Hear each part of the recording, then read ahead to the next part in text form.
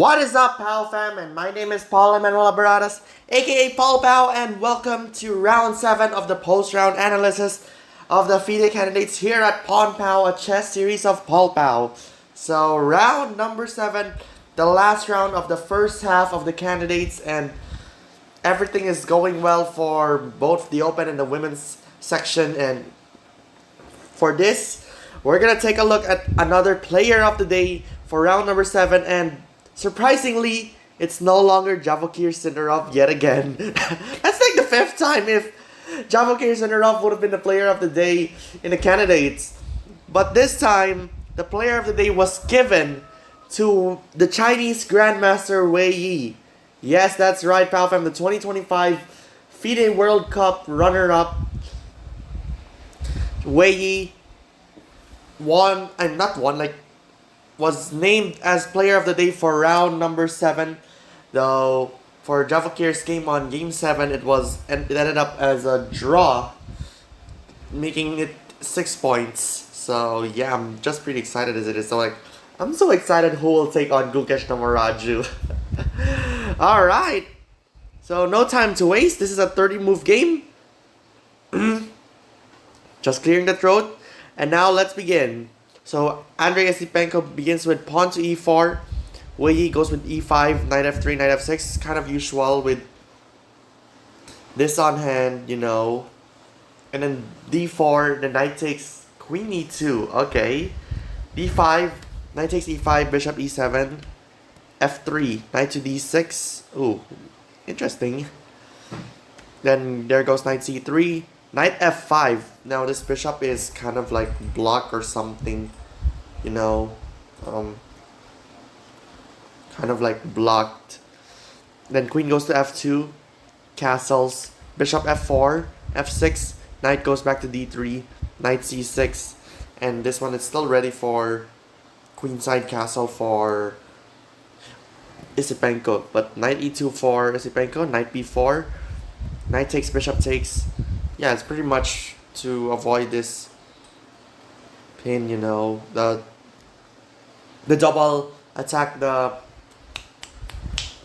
fork. So knight takes, bishop takes, check, pawn c3, bishop d6, bishop d2. Let's see. Okay, good. Queen goes to e8. This has a however, this is a problem. This bishop is stuck in the f1. It hasn't been moved yet, like somewhat over here, so this bishop cannot be moved, but still the position is equal, as it says. So king goes to d1. Didn't pretty much to castle, isn't it? Why Esipenko didn't castle? Then maybe queen a4 to prepare this attacks over here, kind of like that probably. And it's also noting that it's also attacking the a2 square, the a2 pawn, and it's really not even worth it to go king b1 because of a rook capture. So like this happens, and then it take it, and then knight c1, completely losing the game. So what would have been a good move in this? I think it says a3. And it's pretty much it, at least for now. Yeah, pretty much. Alright, let's go back to king d1. Of course, there's queen check, and then king c1, b5. That's just pretty much, I feel that this is not a useless move because of queen e4, and then just move 2 steps instead of just doing the castle instead, you know, about that. Pretty much. King goes to, let's go back, king d1, queen a4, king c1, b5, and then knight goes to f4, pawn goes to c5, bishop d3, takes, and then bishop c2, okay, and then queen goes to e6, and then takes it back. Now this is a problem.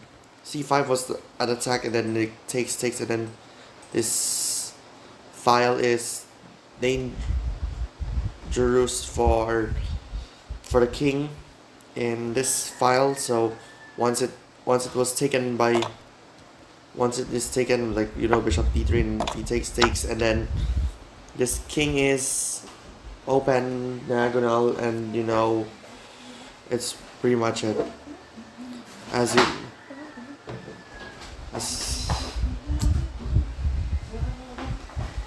noise distraction.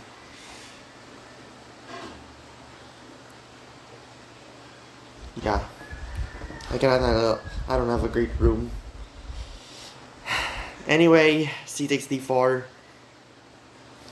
and the king, you know, okay, I can now no longer focus clearly because of I can no longer focus clearly because of how much they go in my room for no reason or what, I don't know. So bishop c2, then queen goes to a6, takes bishop d7, but either way, the king is now exposed in this file. So king goes to b1, rook a c8, bishop d3, rook c4. Wow. Wow. Why rook c4? Why Wei Yi sacrifice the rook? If he would take, pretty much here it's checkmate, but if he takes this one, bishop takes e4, is it pretty much this or this? So it says d takes e4, and then might as well push the pawn, or a3, queen a4. What else? Knight e2, and then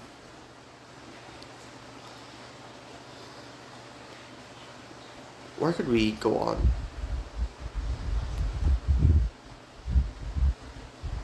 Yeah, there's not much anymore.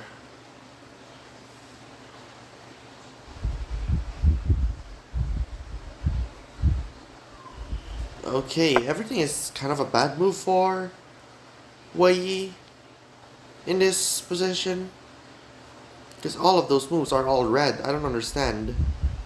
Glitch in the matrix.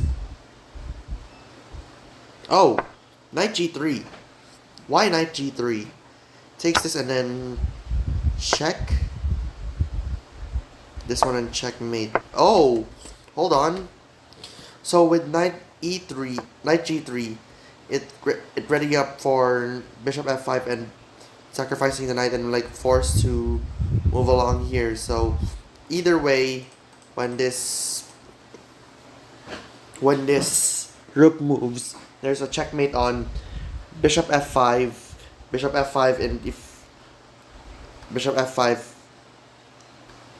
and then for example, like let's just say the king goes to, like, the rook goes to g1 for example, and then bishop f5, king c1, queen c2 mate, or either way, if he goes rook g1 and then bishop f5, king b2, king a2 rather, and then queen b3 checkmate.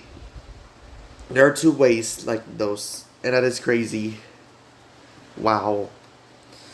Okay, so with this rook c4 sacrifice, Andrey Esipenko refused to take the rook and instead goes knight to e2, and then the game continued with knight e7, g4, rook fc8. Okay, it's readying up in this area, you know, and h4, b4, b3, bishop b5, takes. Okay, so now Esipenko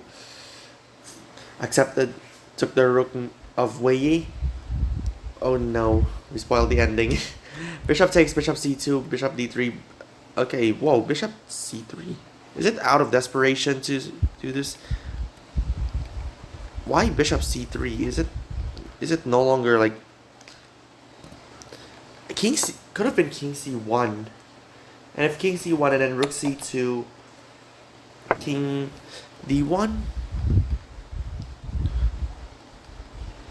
and b3,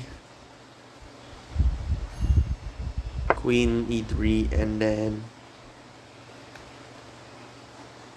pawn b2, rook b1. Pretty much it's a winning position for Wei Yi. Bishop e4. That's pretty much, and then yeah, you know, everything is controlling this square and then somewhere and then this piece. Pretty much. Alright, so back to bishop c3. It's like out of desperation and then takes and then it's one rook b8 and that's pretty much it. Yeah, it's over. Knight. And then queen a3. If he takes this, that's checkmate. So, no, it's not. What? No. Would have been a great move. What it would be? Takes it. Hold on. Yeah, takes it, and then if he takes the pawn, queen check, and king goes here. Bishop f4. Yeah, no choice. It's checkmate in many moves, but yeah, pretty much it. Rook b8, and then Andrey Esipenko resigned in this position, which scores Wei Yi a win in this game, heading to the end of the first half of the FIDE Candidates 2026. Wow, what a game it is, and that's pretty much amazing. So yeah. Okay, so round number 8, we're gonna analyze round 8 tomorrow, and look forward to that. Pretty much. And that's pretty much it. Thank you so much for watching POW Fam, and don't forget to subscribe on our main channel Paul POW and our vlog channel POW Vlogs, and on Facebook Paul POW. And later on, POW plays Mini Mario Golf Super Rush vlog number 5. And do check us out as well for more fun of the galaxy on Twitch, X, TikTok, Instagram, Threads, and on Blue Sky. Okay, this has been Paul POW, Arena FIDE Master, Regional Arbiter, and 12th time Wheeler of the Week, saying so long here at the Galaxy.